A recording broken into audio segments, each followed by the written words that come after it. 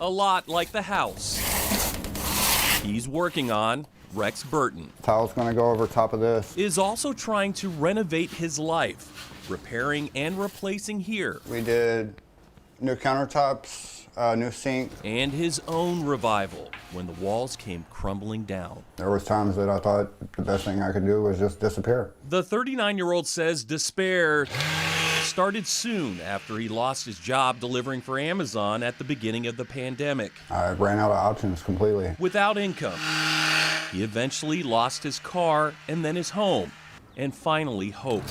Even though Burton I kind of started panicking. had done what hundreds of thousands of Kentuckians did, he took the steps to collect unemployment. May of 2020, I filed. 2 years. 2 years since. A lot can happen in 2 years, and a lot had last year alone. Please help us soon. Someone help us. Protest, No more excuses, because we're tired of hearing excuses. fraud, I have no doubt that my identity was stolen. including debit cards and checks sent to Louisiana. $1,138. In-person appointments reopening, So I'm hoping to meet the woman who's been helping me. followed by false accusations that we were trying to secretly record an appointment. One more time, and this is for the record.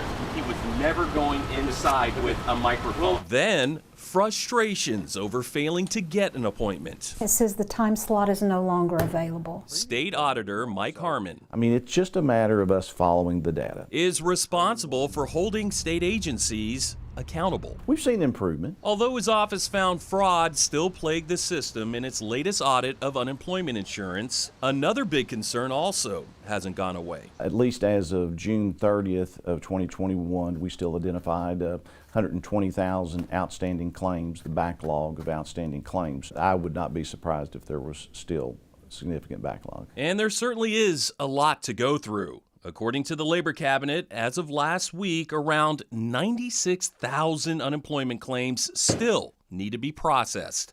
Of those, the vast majority, about 89,000, are in fact-finding status. On top of that, the Labor Cabinet says nearly 7,000 other cases are being appealed. For those that still haven't got their unemployment, we need to make sure that there is money available to them when they finally get it resolved. We asked the Labor Cabinet that very question. Will there be money left?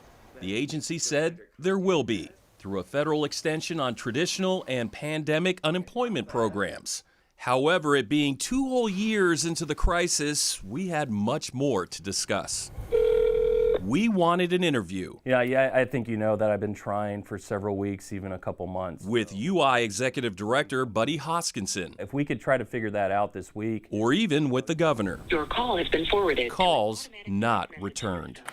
Well before the phone calls, we had been emailing since January, asking and asking for that interview. Email after email, starting with this one to the governor's office on January 27th, which got a response on the 31st that the request was forwarded to the Labor Cabinet. About a month later, on February 25th, another request by us. Then on March 11th, after more requests, the Labor Cabinet issued this statement, saying that the agency has been focusing on folks impacted by the deadly December tornadoes and blamed the legislature for staffing shortages and funding cuts. We pointed out that the statement really didn't have anything to do with our story. And again, we requested an interview. Yet on April 1st, no fooling. The Labor Cabinet's reply, word for word, exactly the same statement.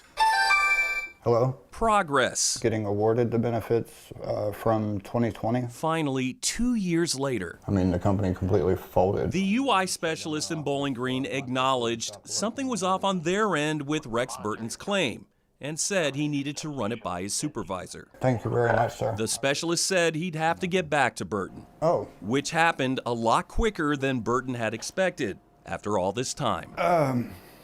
I'll release the weeks you've already requested. What other weeks are you wanting to request? It was finally happening. Wow. Dozens of weeks in back pay. I'm still trying to like wrap my head around this. Tens of thousands of dollars. Wow. 2 years of uncertainty and no communication. One 15-minute phone call with the right specialist. Once you've registered, I can release payments and start sending you forms to complete. Just may have changed everything. I'm baffled. I'm truly baffled. And Rex Burton's case continued to be baffling. He needed a state-issued photo ID to re-register with unemployment, but the license office at first refused to give it to him, which we accurately pointed out broke Kentucky law. Once Burton got his ID, he registered. But during another phone appointment with a specialist, this time in Hazard, he says she claimed he was denied and there was no record of what was discussed and resolved through the Bowling Green specialist. So Wednesday, he drove to Bowling Green for this time an in-person appointment. Lo and behold, his claim is back on track. And Burton says he's supposed to get his first check in the next few days. Of course, after everything he's been through, Burton says he'll believe it when he actually sees the money. Stay tuned. John Charlton, WHAS 11, on your side.